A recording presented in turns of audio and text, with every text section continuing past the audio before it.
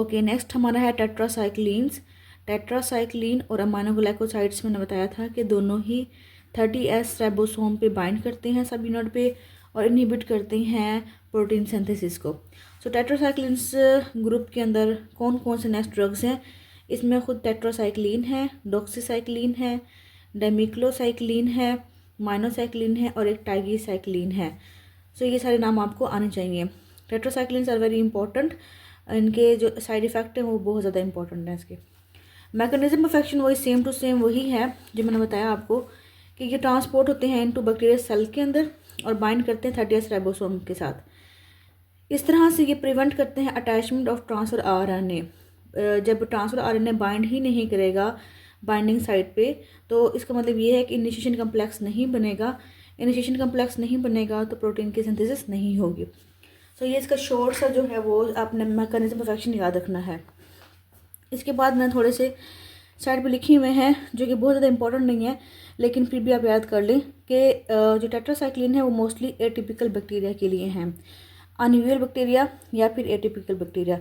Atypical bacteria में mainly chlamydia, mycoplasma और rickettsia, स्पायरोकीट्स हैं। अब इनकी जैसे जो डिजीज़ होंगी मेनली जो डिजीज़ होती हैं उनके लिए ये ड्रग यूज़ होती है। जैसे क्लेमाइडिया है, क्लेमाइडिया नमूनिया जो है वो नमूनिया करवाएगा और खाली क्लेमाइडिया जो है उसकी स्पीशीज़ वो एसटीडीज़ करवाएंगे, मतलब सेक्सुअली ट्रांसमिटेड डिजीज़। तो सेक्सुअली ट्रांसमिटेड डिजीज़ के लिए हैं और नमूनिया के लिए हैं, माइकोप्लाज्मा नमूनिया के लिए हैं, रिकेट्सिया के लिए हैं, स्पायरोकीट्स के लिए हैं। इसके अलावा एच पाइलोरी जो करवाती है पेप्टिक अल्सर डिजीज़, हमें पता है कि वहाँ पे टेट्रासाइक्लिन हम देते होते हैं रिजिम में। सो ये इसके लिए भी यूज़ होते हैं। ये इतने से यूज़ याद कर लेंगे तो ये काफ़ी हैं आपके लिए। फिर हम नेक्स्ट बात करते हैं इसमें मोस्ट इंपॉर्टेंट ड्रग की जो है डॉक्सीसाइक्लिन, जिसके बारे में आपसे पूछा जाता है। डॉक्सीसाइक्लिन जो है वो मोस्ट कॉमनली यूज ड्रग है। वही कि इसने एक्युमुलेट होना है इंट्रासेलुलरली और एटिपिकल बैक्टीरिया को मारना है। और जो टेट्रासाइक्लिन होती हैं वो बैक्टीरियोस्टेटिक होती हैं। जितनी भी प्रोटीन सिंथेसिस इनहिबिटर्स हैं एक्सेप्ट अमाइनोग्लाइकोसाइड सारे के सारे बैक्टीरियोस्टेटिक हैं। सिर्फ और सिर्फ अमाइनोग्लाइकोसाइड जो है वो बैक्टीरियोसिडल है। सो वही बात कि एटिपिकल बैक्टीरिया में जूनोसिस भी आते हैं, क्लेमाइडिया, माइकोप्लाज्मा, रिकेट्सिया। सो इसको ट्रीट करने के लिए यूज़ होती है। इसके अलावा एक बहुत इंपॉर्टेंट इसका यूज़ है वो है कि ये एक्ने वुल्गेरिस के लिए यूज़ होती है। इसके लिए माइनोसाइक्लिन भी यूज़ होती है। क्यों? क्योंकि ये कवर करती है प्यूनिबैक्टीरियम एक्ने जो कि फॉलिकल्स के अंदर पाई जाती है बैक्टीरिया, उसको कवर करती है, उसको मारती है, जिसकी वजह से जो एक्ने है वो कवर हो जाती है।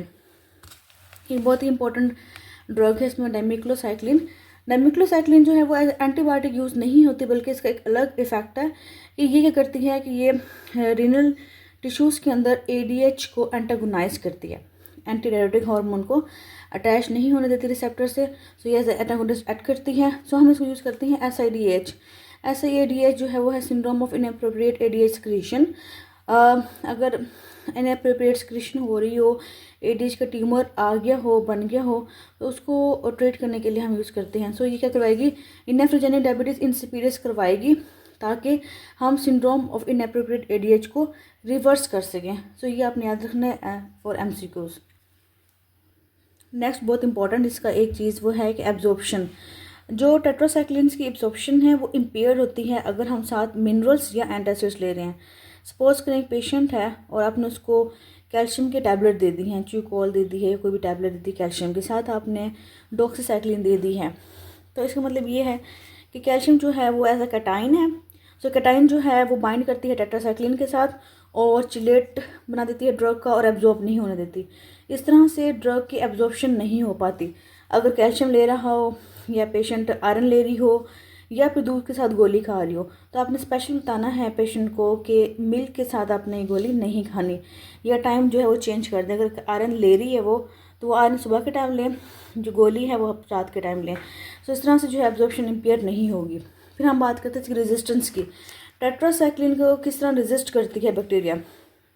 बैक्टीरिया ने क्या किया कि अपने जो था प्लाज्मा इनकोडेड उसने एक ट्रांसपोर्ट पंप बना लिया है, एक ऐसा पंप जिससे क्या होगा, अगर ड्रग अंदर आ चुकी है तो वो उसको बाहर निकाल देगी, और अगर बाहर है तो उसको इफ्लेक्स कर देगी, सेल से बाहर निकाल देगी, और अगर या फिर इसको अंदर आने ही नहीं देगी। तो इस तरह से इसके ट्रांसपोर्ट को इनहिबिट करती है। जैसे कि हमने बात की थी कि अमाइनोग्लाइकोसाइड जो रेजिस्टेंस प्रोड्यूस करती हैं वो क्या करते हैं कि वो ड्रग को ऑल्टर कर देती हैं, उसकी जो केमिकल फॉर्मुलेशन है उसको अल्टर कर देते हैं, जिसकी वजह से उसकी बाइंड वो नहीं हो पाता। लेकिन यहाँ पे क्या है कि यहाँ पे ट्रांसपोर्ट जो है ना वो उसने ख़राब कर दी है, कि ऐसे ट्रांसपोर्ट पम्प बना दी हैं जो कि ड्रग को अंदर आने नहीं देते, या अंदर अगर आ गई है ड्रग तो उसको बाहर निकाल देते हैं। फिर हम बात करते हैं इसके सबसे इम्पॉर्टेंट, वो है एडवर्स इफ़ेक्ट्स क्या क्या हैं। इसमें मोस्ट कॉमन जो मेनली हम देते हैं पेशेंट को, डॉक्सिन के नाम से डॉक्सीसाइक्लिन होती है 100 mg की, वो मेनली क्या करवाती है कि वो पेशेंट को आप देंगे तो अपने साथ काउंसिल करना है पेशेंट को, या अपने साथ राइजिक या कोई जो है ना एंटासिड या कुछ इस तरह से अपने पेशेंट को देना है साथ लाजमी, बिकॉज ये ड्रग करवाती है एपिगैस्ट्रिक पेन, नोज़िया, वोमिटिंग और एनोरेक्सिया करवाती है। पेशेंट एक गोली खाएगा उसके बाद उसने खानी ही नहीं है, तो आपने उसको काउंसिल करके भेजना है। इसके अलावा फोटो सेंसिटिविटी करवाती है। फोटो सेंसिटिविटी में क्या होगा कि इसको धूप में रैश डेवलप हो जाएगा, रेडनेस डेवलप हो जाएगी। अगर हम बच्चों को देते हैं जो कि 8 साल से छोटा वो बच्चा है, आपने उनको दे दिया है डॉक्सिन या फिर टेट्रासाइक्लिन, वो क्या करवाएगा, ब्राउन येलो डिस्कलरेशन करवा देगी। अडल्ट में ऐसा नहीं होता, सो हमने बच्चों को भी ये नहीं लिखनी होती। इसके अलावा अगर आपने बच्चों को दिया है तो inhibition of bone growth in children, क्योंकि बोन के अंदर डिपॉजिट हो जाएगी और कैल्शियम से चिलेट करेगी, तो बोन की जो है ग्रोथ नहीं हो पाएगी। इस तरह से प्रेगनेंसी के अंदर ये बिल्कुल कॉन्ट्रा इंडिकेटेड है। जिस तरह से अमाइनोग्लाइकोसाइड हम नहीं दे सकते थे प्रेगनेंसी के अंदर, इसी तरह से हम इसके अंदर नहीं देंगे। क्यों? क्योंकि प्लेसेंटा क्रॉस करती है ये और एक्युमुलेट हो जाती है फिटल बोन एंड टीथ के अंदर। फीटस के अंदर ये बाइंड हो जाएगी और कैल्शियम के साथ, और वहाँ पे बोन की ग्रोथ नहीं होने देगी। सो ये हमारे पास बिल्कुल कॉन्ट्रा इंडिकेटेड है प्रेगनेंसी के अंदर।